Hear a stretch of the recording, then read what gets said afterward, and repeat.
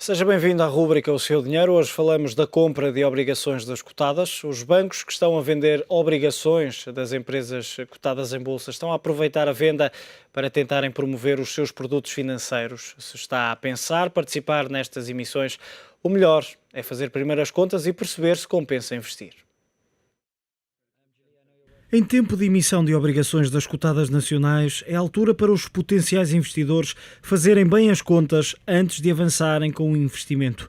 Olhemos para dois casos concretos. As obrigações Continente, da Sonae, que se encontram atualmente disponíveis, oferecem um juro bruto anual de 7%, e as da Portugal Telecom, que têm uma taxa de 6,25%.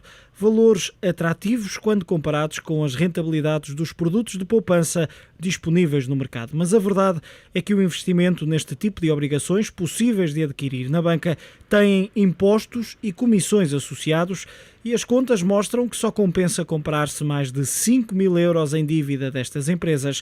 Caso contrário, a carga fiscal e as comissões superam a rentabilidade. É isso mesmo que mostra o estudo da Proteste Invest, conhecido esta semana, que em alguns casos, com um investimento de, por exemplo, 1.000 €, os investidores chegam a ter uma rendibilidade líquida negativa. Aliado a isto, há outras questões relacionadas com os bancos que aproveitam a venda de obrigações de empresas para promover os seus produtos financeiros.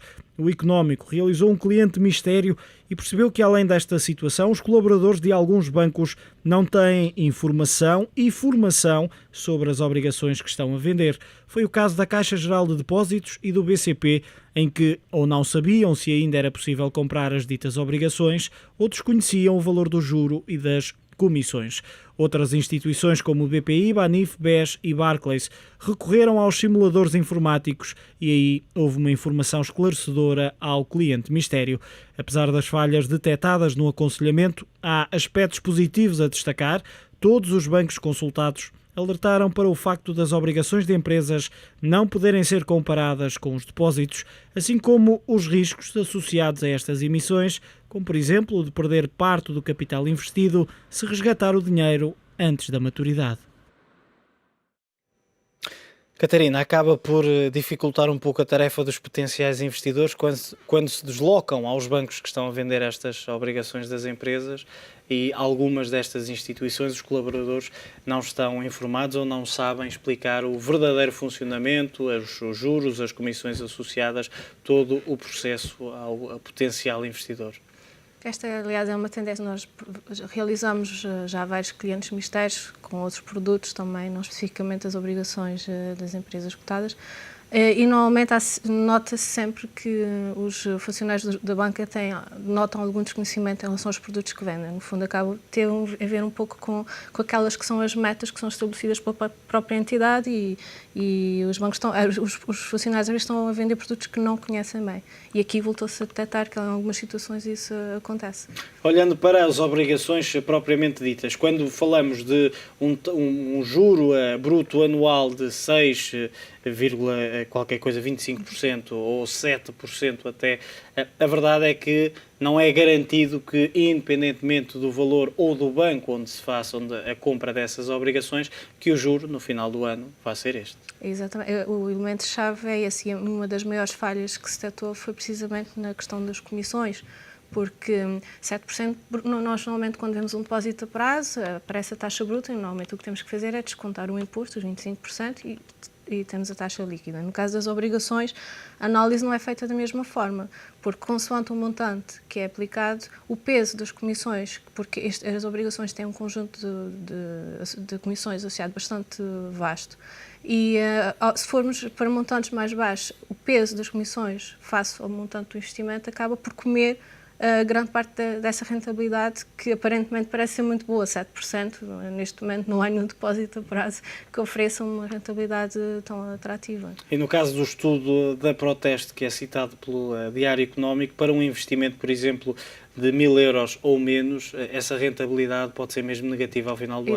Exatamente. Nesses montantes acaba por acontecer isso. Só a partir dos 5.000 € é que se pode dizer que este tipo de investimento pode ter realmente um retorno compensatório. O que significa que é preciso fazer bem as contas antes de pensar em investir nestas obrigações. É preciso ver, nomeadamente, qual o montante a investir e já agora em que banco é que, olhando para as comissões que vão sendo conhecidas, em que banco é que é preferível fazê-lo. E não só isso, há um outro aspecto que também é muito importante, que é a questão da liquidez. Contrariamente a um depósito a prazo, que pode ser resgatado a qualquer altura com perda de juros, provavelmente, no caso das obrigações, pode haver perda de capital no resgate antecipado, porque aquelas obrigações vão ser vendidas no mercado e o preço muitas vezes é inferior àquilo que foi o investimento que a pessoa fez. Ou seja, a pessoa, ao optar por colocar o dinheiro neste tipo de obrigações de empresas, tem que ter noção que durante um prazo de 3, 4 anos, que é o período previsto, não vai precisar daquele dinheiro.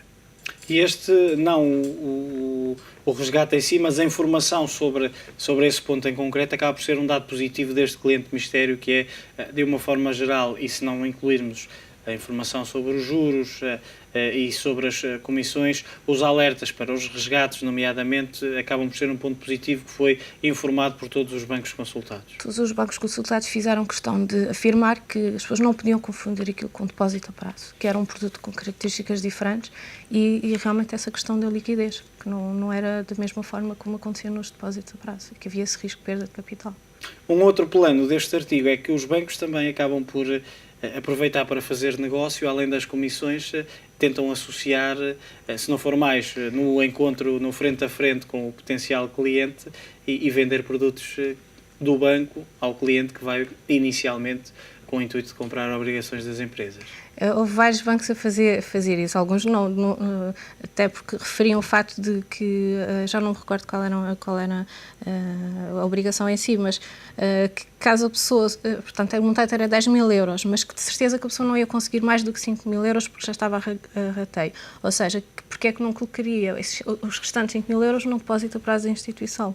E depois houve um outro caso engraçado no Barclays, em que o banco isentava uma comissão de custódia caso o cliente subscrevesse um outro produto do banco, sendo que o outro produto tinha associado uma comissão de 14 €, que era superior à comissão de custódia.